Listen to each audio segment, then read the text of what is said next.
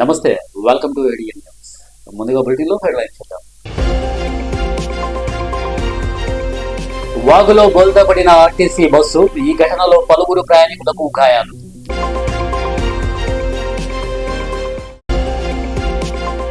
నిద్రిస్తుండగా దిండుతో ఊపిరాడకుండా చేసి ప్రియుడితో కలిసి భర్తను కడతీర్చిన భార్య.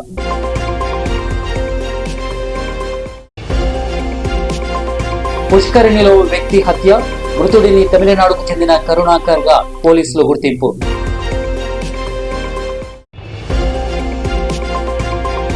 జీపీఆర్ వెంచర్ లో భారీ మోసం, ఫ్లాట్ ఓనర్లు ఆవేదన. ఫ్లాట్ చేసిన భూమికి అక్రమంగా పట్టేదారు పాస్బుక్లు. వాగులో బోల్తాపడిన ఆర్టీసీ బస్సు. ఆదిలాబాద్ జిల్లా ఉట్నూరు మండలం షాంపూరు బ్రిడ్జి వద్ద ఆర్టీసీ బస్సు అదుపు తప్పి వాగులో పడిపోయింది. ఈ ఘటనలో పలువురు ప్రయాణికులకు గాయాలయ్యాయి. వారిని చికిత్స నిమిత్తం ఆసుపత్రికి తరలించారు. పోలీసులు, అధికారులు ఘటనా స్థలానికి చేరుకుని సహాయక చర్యలు చేపట్టారు.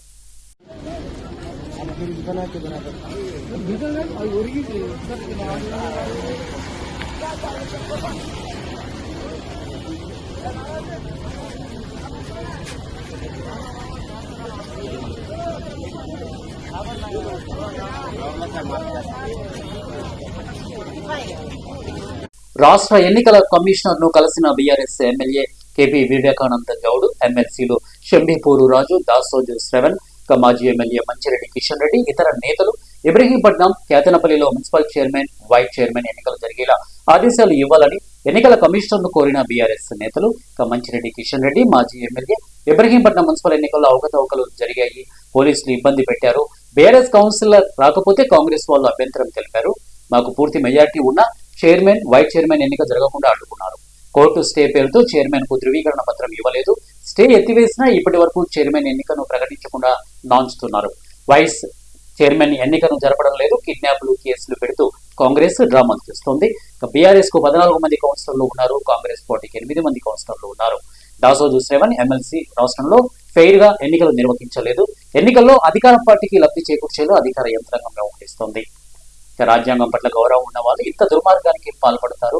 ఇబ్రహీంపట్నంలో అధికారులు కాంగ్రెస్ పార్టీ ఎమ్మెల్యేలతో కుమ్ముక్కయ్యారు. ప్రజల తీర్పును హత్య చేస్తున్నారు అని వారు మాట్లాడుతున్నటువంటి అంశం మనకు కనపడుతోంది. పోలీస్ ఆయన లెటర్ ఏమని రాస్తాడు చూడరిగో 16వ తారీఖు నాడు ఆడియో. ఈ కాపీ కూడా మీకు సర్క్యులేట్ చేస్తాం, మీరు చూడండి కొంచెం మీడియా మిత్రులు లోతుగా. ఇది క్లాసిక్ కేసు. ఇది how మ్యానిపులేటివ్లీ diluting the model code of conduct, diluting the fair and free elections. పోలీసులు ఎంత దుర్మార్గానికి పాల్పడుతున్నారనడానికి ఇది ఒక నిదర్శనం. ఏం రాస్తాడో ఒకసారి చూడండి. ఆర్డీఓ స్టేషన్ హౌస్ ఆఫీసర్ ఆ పెద్ద మనిషి ఏం రాస్తాడంటే, after the declaration of results 2 separate cases of kidnapping have been reported అని చెప్పని ఆ కిడ్నాపింగ్ సంబంధించిన కేసులు రిపోర్ట్ చేస్తూ, ఎమ్మెల్యే ఎన్నికలు జరిగినప్పుడు రాళ్లు రువ్వుకున్నారు. ఇవాళ ఈ మున్సిపల్ ఎన్నికల సందర్భంగా టీఆర్ఎస్ వాళ్ళు 5,000 మంది ఉన్నారు, కాంగ్రెస్ వాళ్ళు 5,000 మంది ఉన్నారు. లా అండ్ ఆర్డర్ ప్రాబ్లం వస్తుంది కాబట్టి given the prevailing tension, history of unrest and the potential for further escalation and breach of trust during the chairman and vice chairman election, it is respectfully submitted that conducting the scheduled election at this juncture may not be safe and advisable అని చెప్పనంటారు. అంటే law and order problem ఉంది. వేలాది మంది BRS వాళ్ళు, కాంగ్రెస్ వాళ్ళు ఈ ఎన్నిక కోసం అని చెప్పని టౌన్లో ఉన్నారు. మాకు చేత కాదు, మేము పోలీసు వాళ్ళం కాము, మాకు లాఠీలు లేవు, తుపాకులు లేవు, వాళ్ళని చూస్తే భయం అవుతుంది, మాకు ఈ ఎన్నికను పోస్ట్పోన్ అని చెప్పని లేఖ రాస్తాడు. సిగ్గండి ఇది. It's an insult. ఆ సిఐ పేరు ఏం పేరు, రాజు అట, ఆయన వదిలిపెట్టం ఇటువంటి అడ్డమైన శాఖలు చేస్తాం ఇవన్నీ కూడా నాన్ సెన్స్. ఇది ఏసీపీ సిఐ ఇద్దరు వచ్చి ఇంత చీలడ్రా మాట్లాడతారా? ఇది Who gave you authority to direct the RDO not to conduct election? ఇట్లా కుట్రపూరితంగా 16వ తారీఖు నాడు ఎన్నికను భగ్నం చేసిండ్రు. 17వ తారీఖు నాడు ఎన్నిక జరిగితే ఆ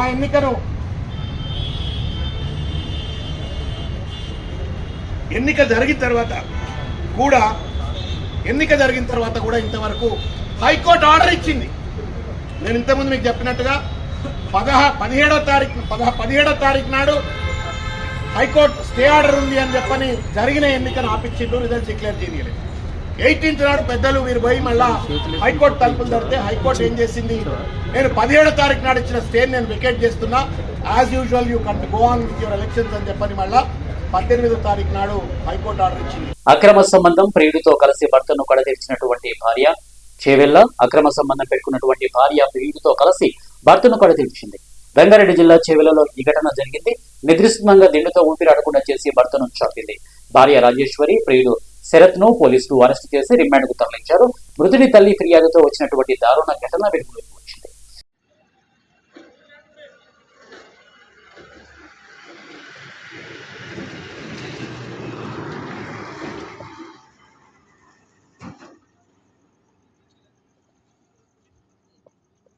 కేశినేని ఫౌండేషన్ ద్వారా రైతులకు ఆర్గానిక్ వ్యవసాయంపై సమగ్ర శిక్షణ.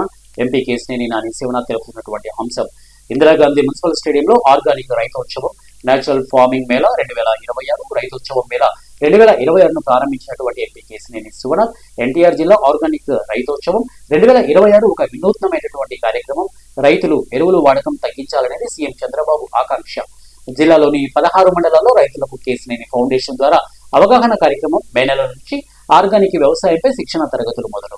దేశవ్యాప్తంగా ఉన్నటువంటి వ్యవసాయ పారిశ్రామికవేత్తలతో రైతులకు శిక్షణ.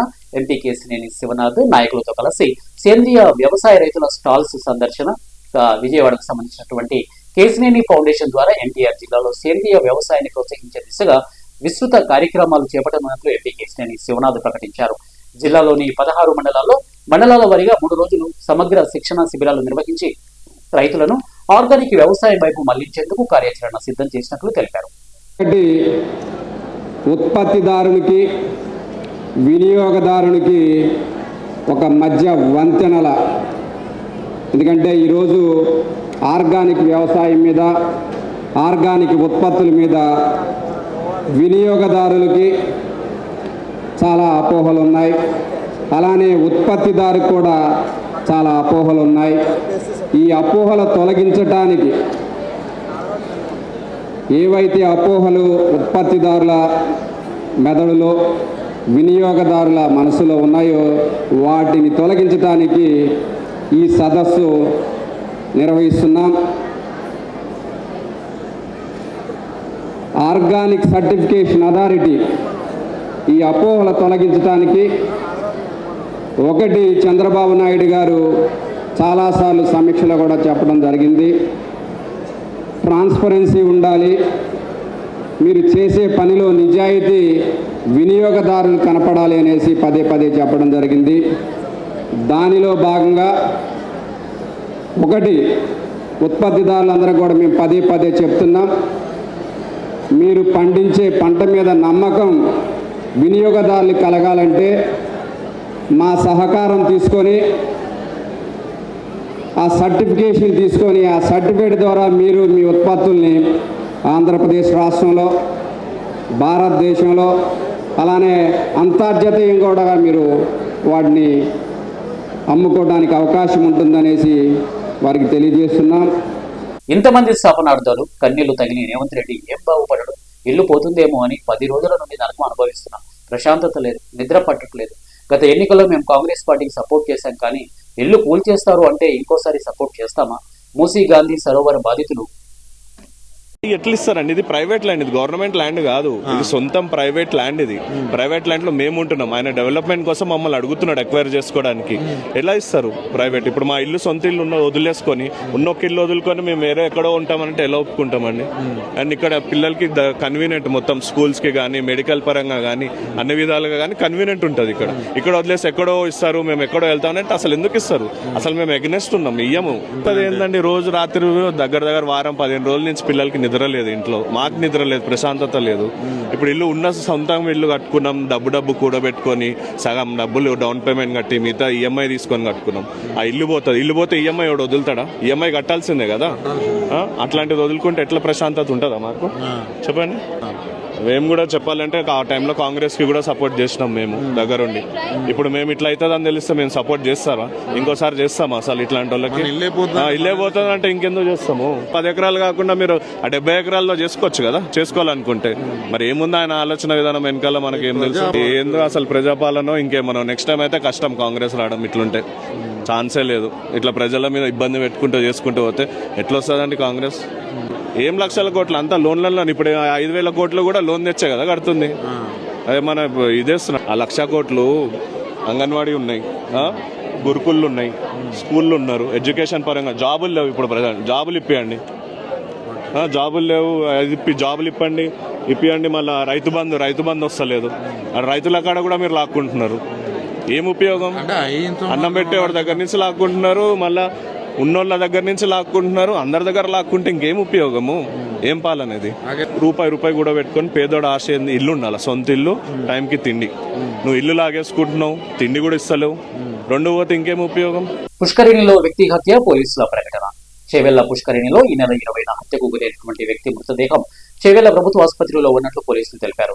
మృతుడిని తమిళనాడుకు చెందినటువంటి కరుణాకర్ గా పోలీసులు గుర్తించగా అతడి కుటుంబ సభ్యులు తమిళనాడులో ఉన్నట్లు తెలుస్తోంది. కాగా మృతుడి సోదరుడు ఎక్స్ సర్వీస్ మెన్ హైదరాబాద్ లో ఉంటున్నట్లు సమాచారం.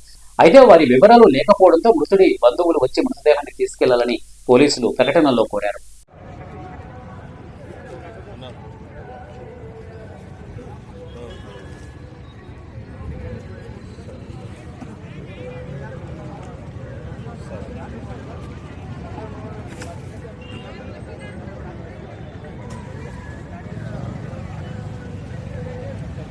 ప్రకాశం జిల్లా వ్యాప్తంగా ఇంటర్ పరీక్షలు ప్రారంభం. ప్రకాశం జిల్లా వ్యాప్తంగా ఇంటర్మీడియట్ వార్షిక పరీక్షలు ప్రారంభమయ్యాయి. ఉదయం 9 గంటల నుండి మధ్యాహ్నం 12 గంటల వరకు పరీక్షల నిర్వహణకు సర్వసిద్ధం చేశారు. పరీక్ష కేంద్రాలకు విద్యార్థులు అరగంట ముందుగానే చేరుకోవాలని కఠిన ఆదేశాలు జారీ చేశారు. నిమిషం ఆలస్యమైన పరీక్ష కేంద్రాలకు అనుమతించేది లేదని విద్యాశాఖ స్పష్టం చేసింది. మార్చి 24వ తేదీ వరకు నిరంతరాయంగా ఇంటర్ పరీక్షల షెడ్యూల్ కొనసాగుతుంది.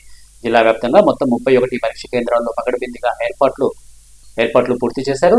మొదటి మరియు రెండో ఏడాది కలిసి మొత్తం 17,327 మంది విద్యార్థులు పరీక్షలకు హాజరవుతున్నారు.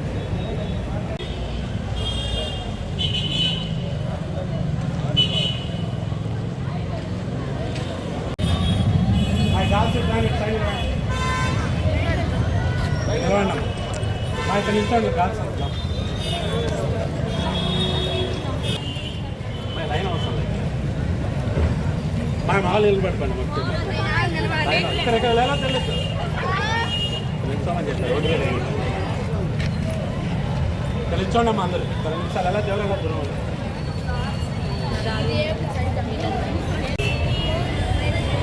ఏది బాయ్స్ వదలట్లేదు.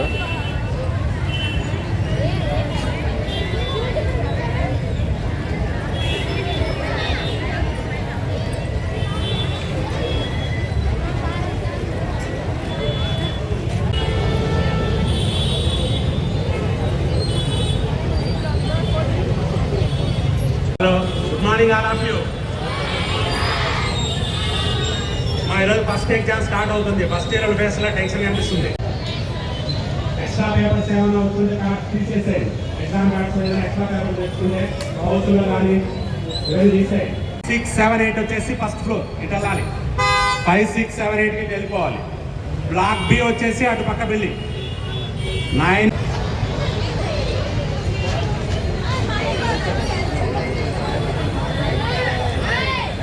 ఒక నిమిషం ఆగాలి. బాయ్ సాగా చివరికి వెళ్ళిపో.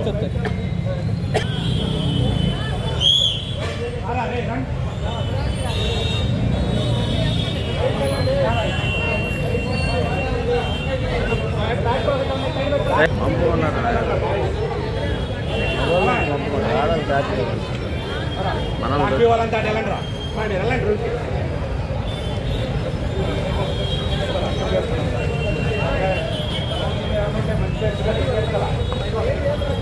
బ్లాక్ బి వాళ్ళట్రా రే, బ్లాక్ బి వాళ్ళట్టు.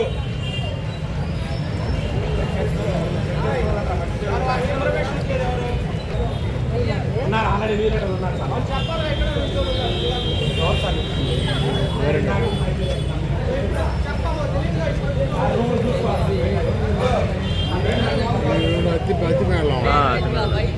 జీపీఆర్ వెంచర్ లో భారీ మోసం, ఫ్లాట్ ఓనర్లు ఆవేదన.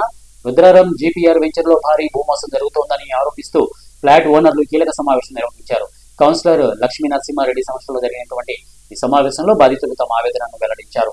ఫ్లాట్ చేసిన భూమికి అక్రమంగా పట్టేదారు పాస్బుక్లు జారీ చేయడం, అదే భూమిని మళ్లీ విక్రయించడం వంటి మోసపూరిత లావాదేవీలు జరిగాయని వారు ఆరోపించారు. ఈ అంశంపై జిల్లా కలెక్టర్, ఆర్డీఓ సంగారెడ్డి, పటాన్ చెరువు ఎంఆర్ఓలకు ఇప్పటికే ప్రాతినిధ్యాలు సమర్పించినట్లు తెలిపారు. జిల్లా కోర్టు ఆదేశాల మేరకు సంబంధిత సర్వే నెంబర్లను రిజిస్ట్రేషన్, రెవెన్యూ రికార్డుల్లో బ్లాక్ చేసినట్లు పేర్కొన్నారు. ఈ వ్యవహారంపై సమగ్ర విచారణ జరిపి బాధ్యులపై కఠిన చర్యలు తీసుకోవాలని ఫ్లాట్ ఓనర్లు డిమాండ్ చేశారు.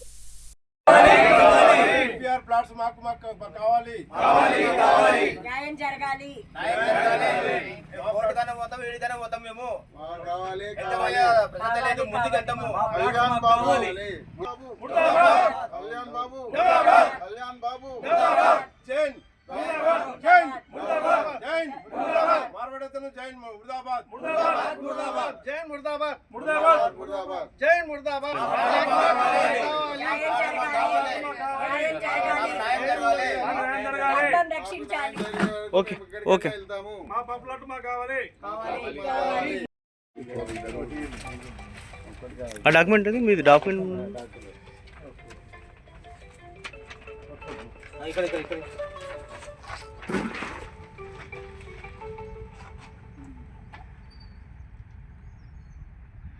స్లోగన్స్ ఏమని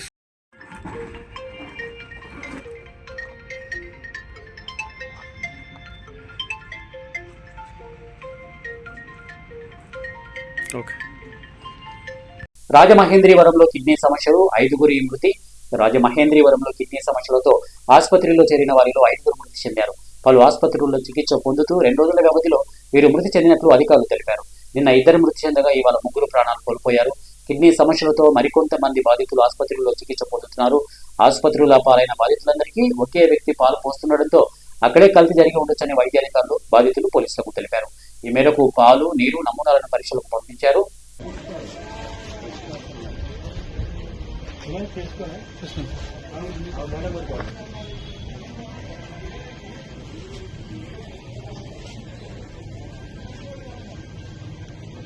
పాముకాటు ఘటన అబద్ధం.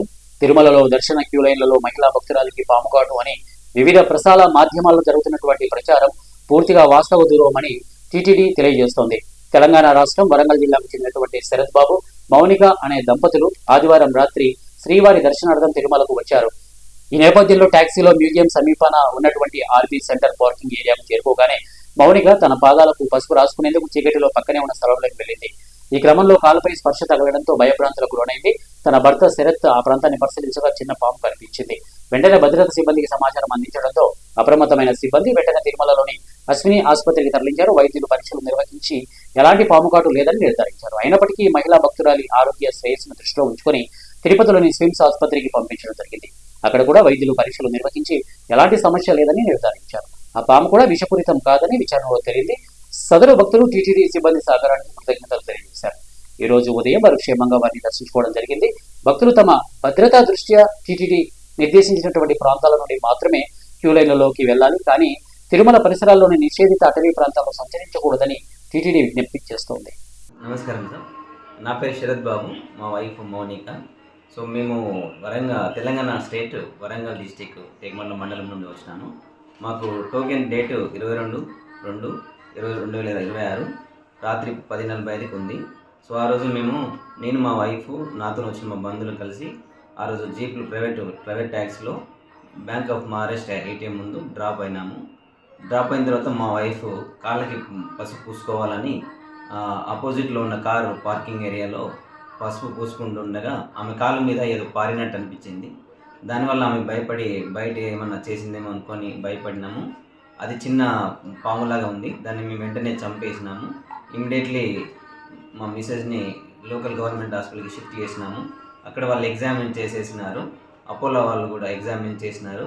బట్ వాళ్ళు బయట ఏమో ఫైండ్ చేయలేదు. మళ్ళీ అది స్నేక్ యాసిడ్తో కూడా వాళ్ళు మాట్లాడేసి నాన్ వేనమస్ అని కన్ఫర్మ్ చేసినారు. But anyway safe side admit చేయమని డాక్టర్ అడ్వైజ్ చేసి కింద తిరుపతిలో సిమ్స్ హాస్పిటల్లో అడ్మిట్ చేసినారు. నిన్న రాత్రి 11 గంటలకు అడ్మిట్ అయ్యి ఈరోజు 5 గంటలకి మేము డిశ్చార్జ్ అయినాము. నో సిమ్టమ్స్ ఏమి లేవు కాబట్టి హాస్పిటల్ యజమాన్యం కూడా మమ్మల్ని డిశ్చార్జ్ అవ్వమని చెప్పినారు. వికారాబాద్ లో ఘనంగా సంతు సేవలాల్ మహారాజ్ జయంతి ర్యాలీ. ఆధ్యాత్మిక గురువు సంతు సేవలాల్ మహారాజ్ 287వ జయంతిని పురస్కరించుకొని వికారాబాద్ పట్టణంలో బంజారాలు భారీ శోభాయాత్ర నిర్వహించారు. ఈ వేడుకలో గిరిజన సంస్కృతి ఉట్టిపడేలా మహిళలు సాంప్రదాయ దుస్తులతో నృత్యాలు చేస్తూ అలరించారు.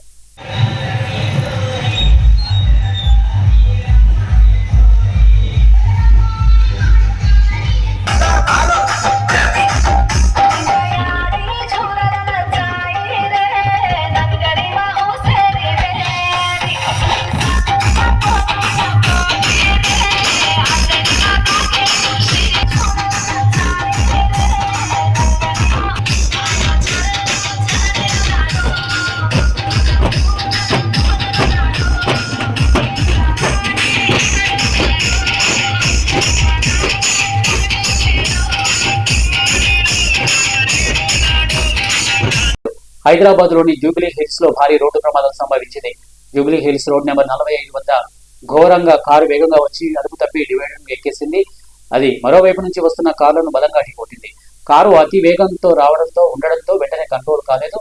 దీంతో ఫెరారీ కారుతో పాటు మరో 3 వాహనాలు తీవ్రంగా ధ్వంసమయ్యాయి. పలువురు వాహనదారులు తీవ్రంగా గాయపడ్డారు.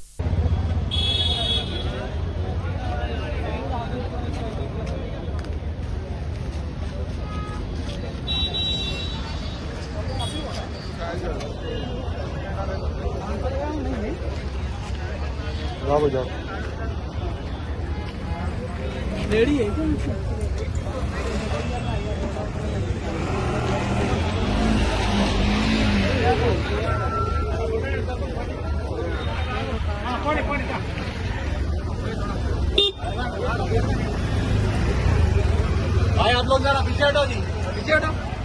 ఇంకా జరగండి బాబు, ఇంకా టీవీ 5 నుంచి డ్రైవర్స్ ఏమయ్యారు ఏమో సార్ తెలియదు. వేరే వాళ్ళు ఉండే స్పాట్ లో నేను ఇప్పుడే వచ్చాను సార్. బాబు దొరికారా? ఇద్దరు డ్రైవర్స్ దొరికారా? ఉన్నారు సార్, ఇక్కడ ఉన్నారు. వాళ్ళకు దెబ్బలు తాకింది. డ్రైవర్స్ కి దెబ్బలు తగిలినాయి.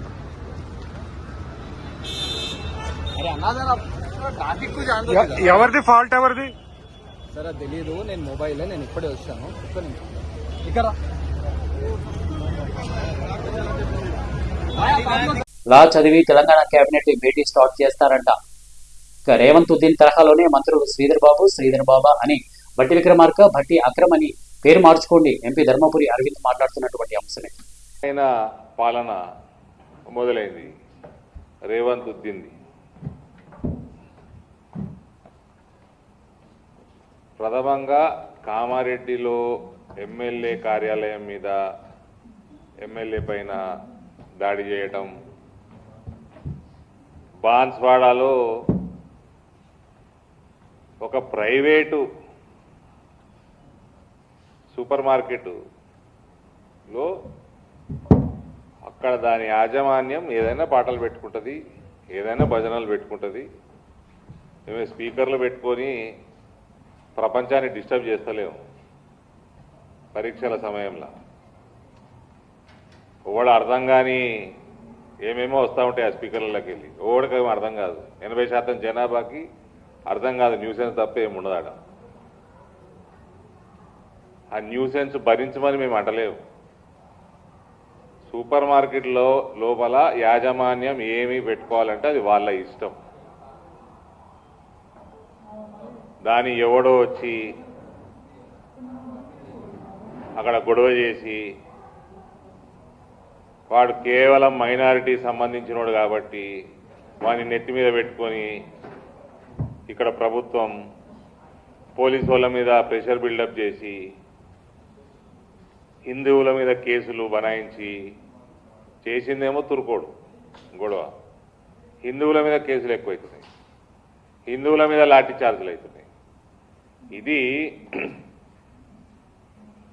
అందులో మళ్ళా అమ్మాయి మీద దౌర్జన్యం చేసిన వాడు తుర్కోడు. వైసీపీ అధినేత వైఎస్ జగన్మోహన్ రెడ్డిపై ఏపీ మంత్రి బాల వీరాంజనేయ స్వామి సంచలన వ్యాఖ్యలు చేశారు. ప్రతిపక్ష హోదా కూడా దక్కిన వైసీపీ నేతలు శ్రీ వెంకటేశ్వర స్వామి పేరుతో రాజకీయాలు చేస్తున్నారని ధ్వజమెత్తారు.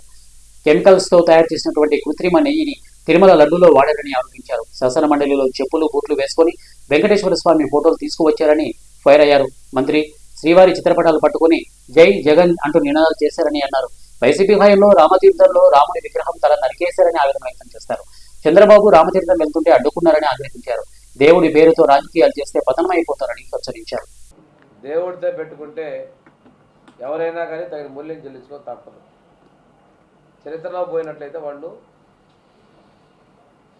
సొంత చిన్నానని టీటీడీ బోర్డు చైర్మన్గా పెట్టుకొని అక్కడ జరిగిన అక్రమాలన్నింటి కూడా సక్రమం అనే విధంగా ప్రయత్నం చేశారు.